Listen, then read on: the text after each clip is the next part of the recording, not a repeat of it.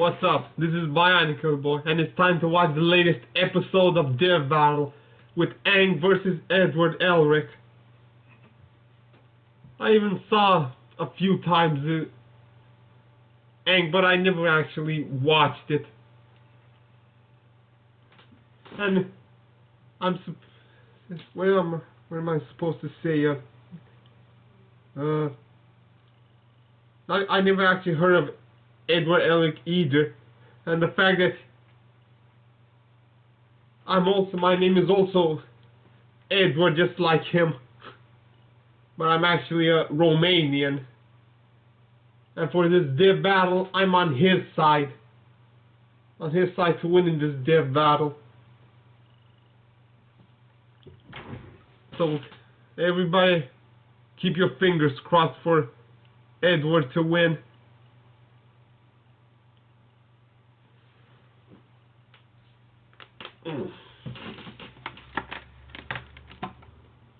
Have you heard of hymns? They're all about making you look and feel good. Thanks to science, baldness can be optional because Hims is here to help.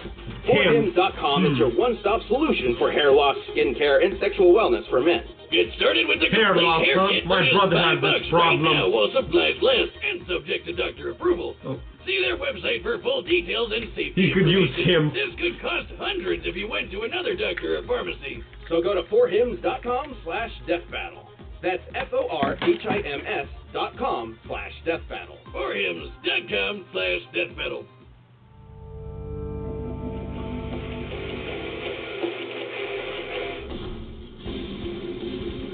The elements make up every aspect of the world we live in, and no average person can tame them.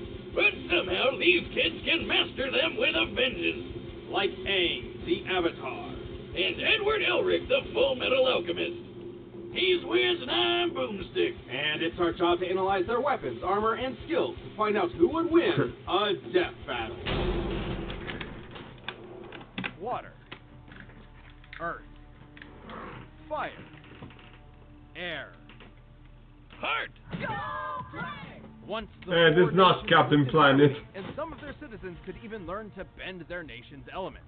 But only the Avatar can master all four, and it's their duty to protect the balance between these nations. And since there's always got to be an Avatar around, a new one is born whenever the last one dies. But everything changed when the Fire Nation attacked. Attempting to conquer the other three nations, the Avatar would inevitably be their greatest obstacle.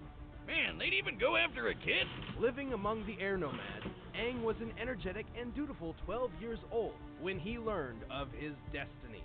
He was the newest incarnation of the Avatar. But he totally wussed out, ran away from home, and got frozen in ice for 100 years. What the hell? That's not what I'd do if I found out I was an awesome elemental badass. I'd definitely find a way to make money off that. Boomstick, he's 12. But running away actually saved his life, as the Fire Nation knew the next Avatar would be an air nomad and slaughtered them all in a horrific surprise attack. But the poor kid wouldn't be stuck in ice forever. He was eventually rescued by some new friends and began his quest to learn the other elements and save the world. And as an air nomad, he can really bend the wind to his will. He can use air bending to create whirlwinds and tornadoes or slice through solid stone. And he can fly! Whee! Well, it's not exactly flying, Boomstick. What he actually does He's is gliding. use air currents to keep aloft. That's why he carries a glider, complete with snacks. Oh, well, I'm sure that'll come in handy. Whatever. If it looks like a duck and sounds like a duck, it's a duck. Or I guess the flying avatar guy. But ducks actually can fly. Anyway, Aang can use air in pretty much every aspect of his life. Like for shields, increasing his speed, improving agility, adjusting his body temperature, and even focusing his breath to use as an attack. After he learned waterbending from Paku and Katara, Aang can make whips, knives, and literal tsunamis. Hey, I can do that too. Just give me a pool and watch So he possesses all elements. Does that mean I'm a waterbender? Not just air. Waterbenders can also manipulate steam and ice. Just like how I, the great waterbender Boomstick the Wet, will use my powers to swim through Manipulate frozen steam and rocks. ice. You What? Yep. Waterbending 101. You can be jealous. Oh, wow. I'm just bursting with envy. Bending powers activate! Ha! Success! Like airbending, waterbending requires a nearby source of water to use, like a pond or a filled bottle. The same goes for earthbending, which Aang learned from his mentor Toph. Earthbending is all about throwing rocks at people, and a bunch of other cool stuff, like making walls and earthquakes and causing the ground to swallow you up.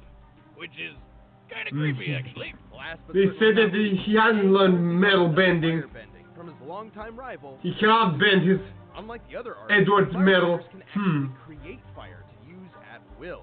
Firebending is so goddamn powerful. It's even got the deadliest bending technique of all, shooting lightning. Well, only the most advanced firebenders can cast lightning, which is usually an instant kill move. While Aang never learned the move itself, he has learned how to redirect it through his body. But even after learning the four elements, Aang got to meet one last master bender. Who taught him the art of manipulating a person's life energy, the purest form of bending. It's super dangerous though, and one mistake could tear up Aang's Could he soul. actually And steal Aang Edward's defeated the energy? Fire Lord and brought peace to the world at large. Well, with that and with his super form, the Avatar State. In the Avatar state, Aang's bending abilities grow immensely powerful. This is because the Avatar state lets Aang draw upon the power and wisdom of all previous Avatar incarnations, though it is extremely risky, as dying while in the Avatar state ends the cycle of reincarnation permanently. Why would he care if he's dead anyway? Whatever, the coolest thing about the Avatar State is it makes you glow, like this. Behold! How are you doing that? Oh, I drank a bunch of glow sticks. You need to go to the doctor, like right now. My liver's processed way worse than this. Well, with or without the Avatar state, Aang is plenty powerful. He has the ability to move gigantic stone columns, and even carve canyons around an entire city. Not only has he survived hits from earthbending kings and massive explosions, he threw this gigantic column of rock at the Fire Lord. To get the column's mass, we compared Aang's height against it and determined it must weigh 9,500 tons. Aang's super fast too. With airbending, he can run on water. Which, given his size, requires a movement speed of well over 67 miles per hour. He used airbending to block a giant Walk on water, just like Jesus. Attack from the best Or like a character basilisk. on the show. A lizard that can walk on the water without falling And down. it's proven he could redirect lightning from the Fire Lord himself. Taking into account the distance between them and how far Aang's arm had to move to catch the lightning, he would have to react at least 155 times faster than sound. He is pretty unused to violence, though. I mean, he's a vegetarian pacifist for crying out loud. But while he may seem like just a kid, Aang still saved the world and led it into a peaceful future. To him, bending is elementary. If you want to be a bender, you have to let go of fear. Time for Edward. Alchemists of old once tried to turn lead into gold with not great results. But in the country of Amestris, the ancient science of alchemy is actually possible by using the Earth's natural energy to reshape the molecular structure of various objects. And by drawing a circle thingy. A transmutation circle, which most alchemists use except for the youthful prodigy, Edward Elric. Oh, what a little badass. Careful, Boomstick, he's a bit touchy about his size. Hey, if I lost my mom like he did, I'd get mad at the little stuff too. But Ed and his brother Alphonse figured they could bring her back with alchemy. So They weren't supposed to do that. Real fast. It's better off You know how dead. people say they'd give an arm and a leg for something? Well, Ed literally did, and poor Al lost his whole body. Luckily, Ed managed to stick his brother's soul in a suit of armor. But still, yikes. This horrible experience has forever marked the two brothers.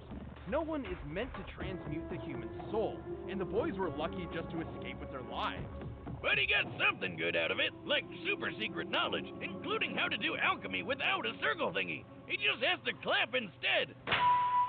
So, worth it? With these new abilities, Ed and Alphonse began their quest to restore their bodies. Specifically, they sought the incredible power of a Philosopher's Stone, believing it to be their only chance. Eventually, Ed joined the military, and thanks to his amazing potential, he was named by the Fuhrer the Full Metal Alchemist. What? Adolf Hitler?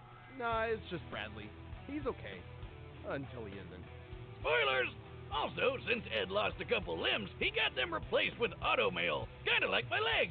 Automail is made from incredibly durable metal, ranging from his original steel one, to a gas-powered one, to his best version consisting of a mix of aluminum and carbon.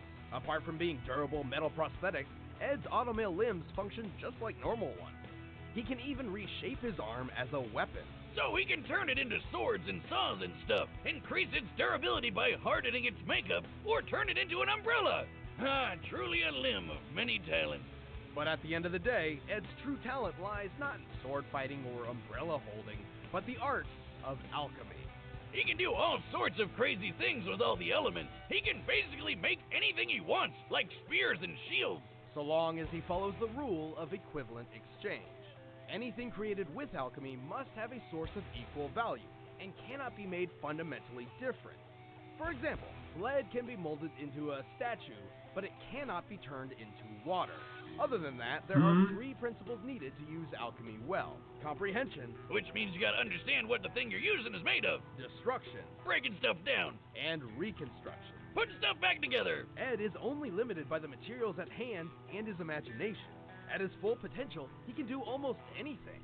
He can purify water, create ammonium gas from ammonium nitrate, repair entire houses, and transform a gun into a trumpet.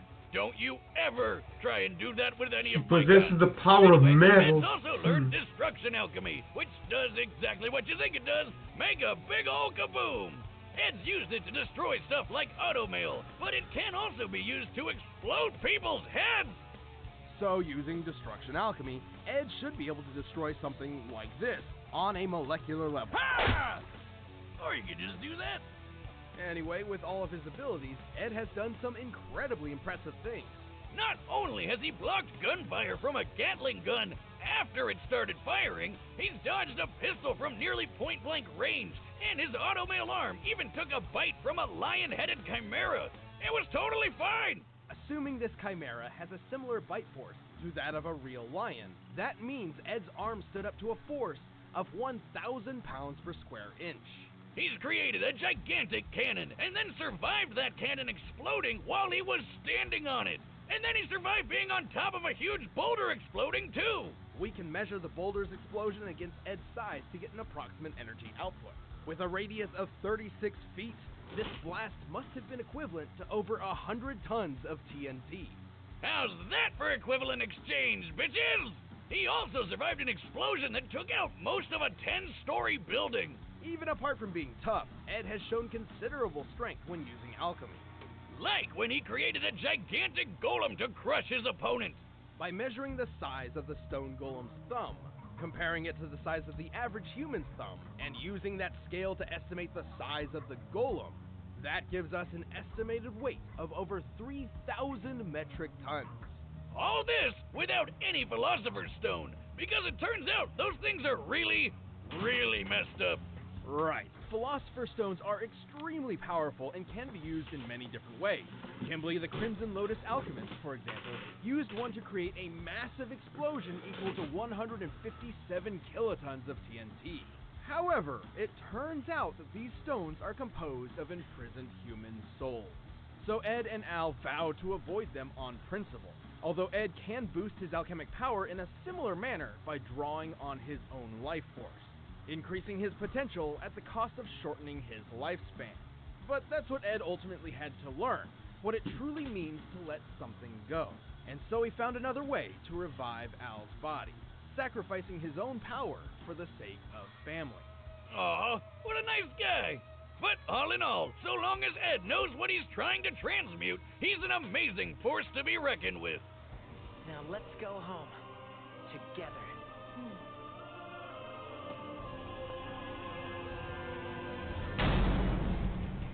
All right, the combatants. Now the time has we come. run the data through all possibilities. But first, thanks to Blue Apron, I've become a food vendor. By now, you've probably heard of Blue Apron, the leading meal kit delivery service in the U.S.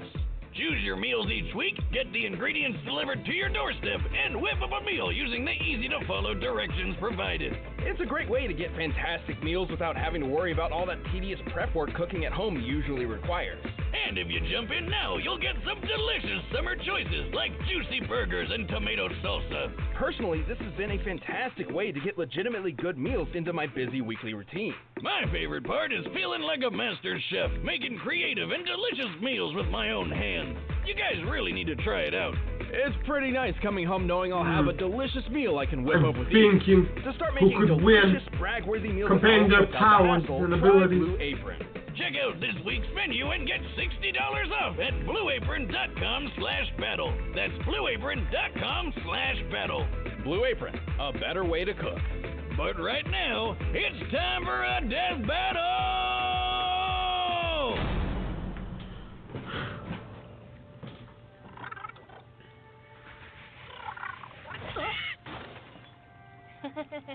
Sorry, Momo. You're just too little. Little? Who are you calling a pipsqueak, you stupid hairless kid? Nobody? I'll show you!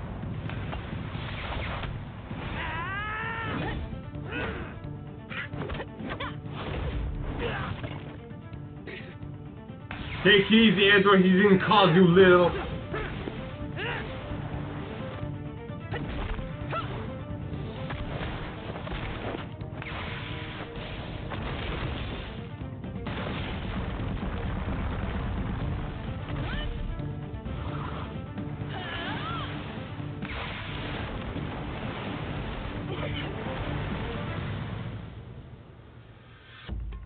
You know, there are actually a lot of advantages to being short.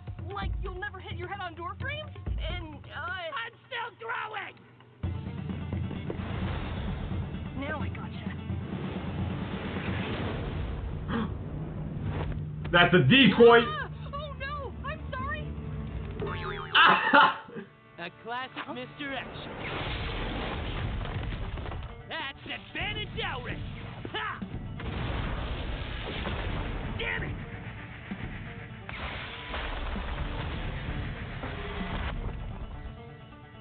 How's this for small?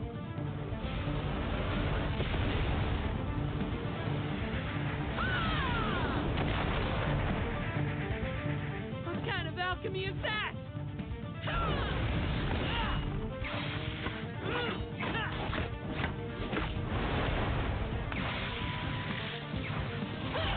Okay, no more clappy magic. Uh-oh. No, my cabbages! I won't lose you again.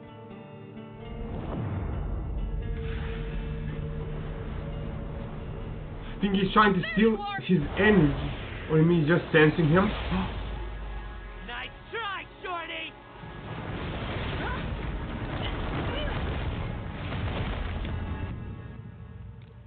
Whew. Can't believe that worked. Or maybe not.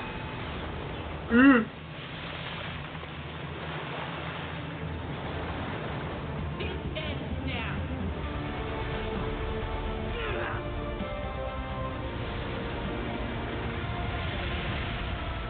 At least I'm taller than you.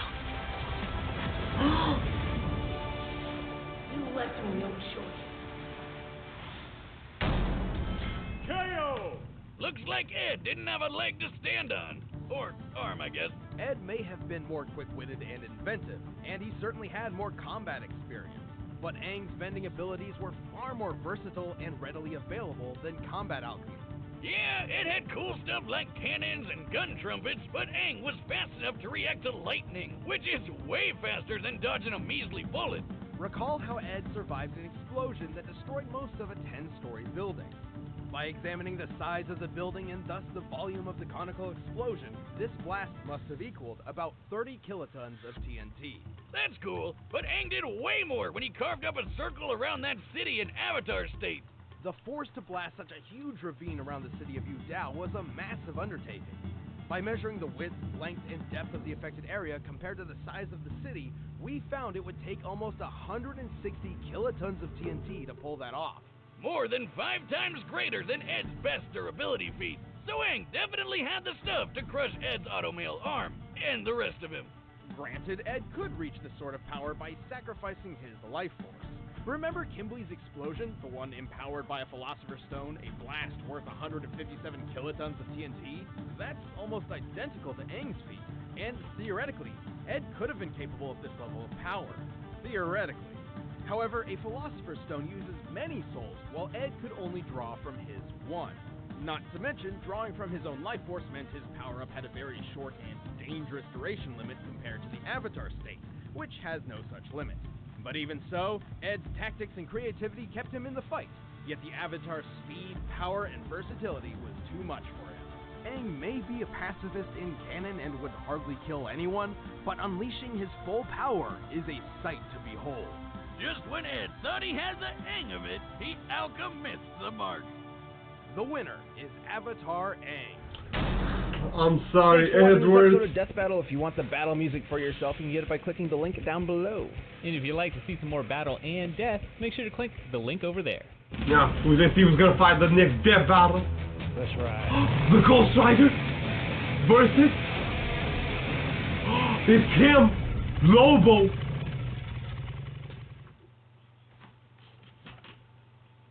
Whoa. The Ghost Rider's gonna fight against Lobo from Superman. Amazing. Two guys on motorcycles. That's a correct match. Anyway, as for the death battle, I was thinking who could actually win. I know it said that he cannot bend metal, but it would appear that he managed to rip the metal attached from his body. The way they said that Aang possessed the power to steal energy from others, I thought Edward could actually resist it. But it appears that the Avatar is beyond alchemy.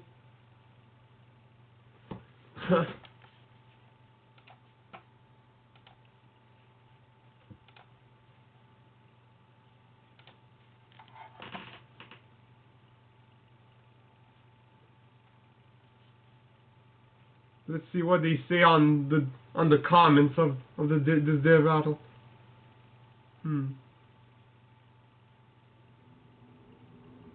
Did anybody legitimately think that an intelligent kid with alchemy was going to defeat the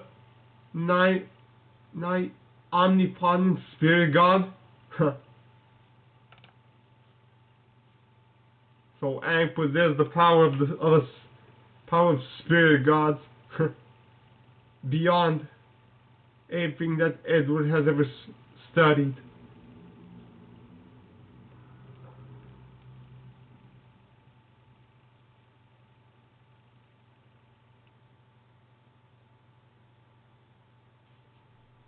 Omnipotent, easy there. This match was certainly one side, but Aang is far from all powerful.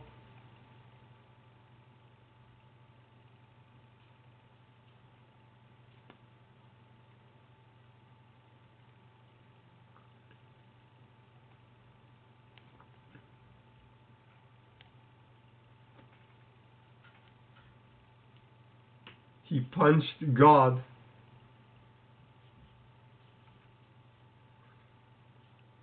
As I said before, when you think it's about Ed's power or just Aang powers with a bunch of extra steps.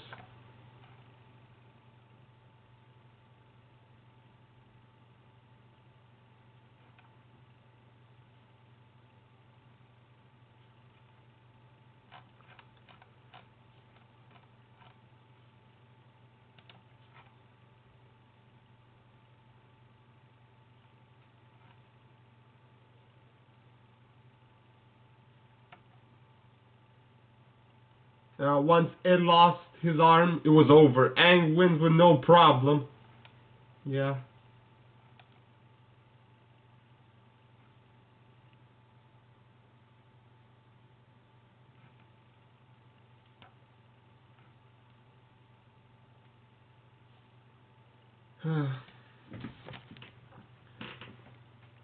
If there's anybody there who has the name of Edward, I feel sorry for you. I think you wanted for him to win.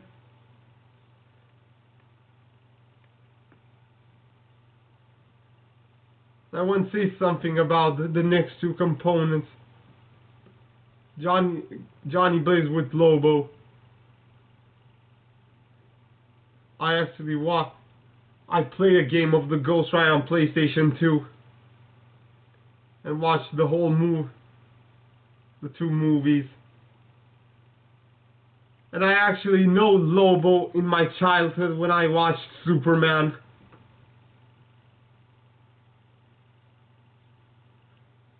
He's also somehow a friend to Superman and also a frenemy.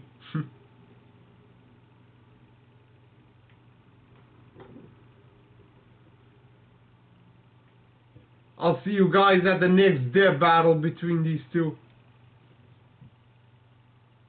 And please, to those who watch my reaction, please add any comments you want. I know that I do not receive that much views, that whoever watches it, please tell me what you feel or subscribe to my channel. See ya.